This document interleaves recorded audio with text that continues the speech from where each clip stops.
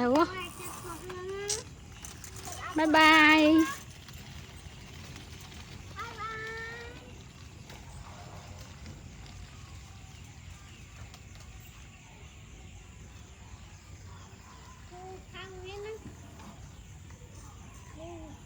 Thu tê về là tất cả.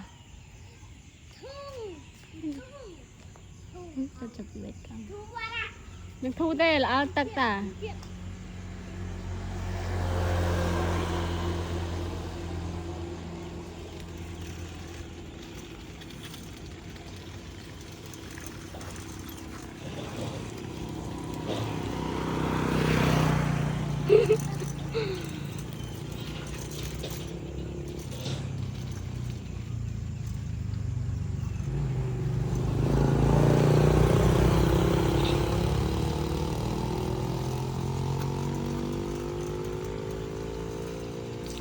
Pran nia pe là nghiệt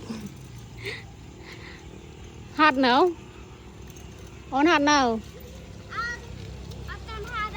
hôm nay mà chụp lên mã số 10 chụp lên mã số 10 ôn cha chỉ tăng du nấu cha du nấu hay mình đôi mảng đòn chưa chưa ăn chưa lạnh nắng khla bye bye bye bye muối bye bye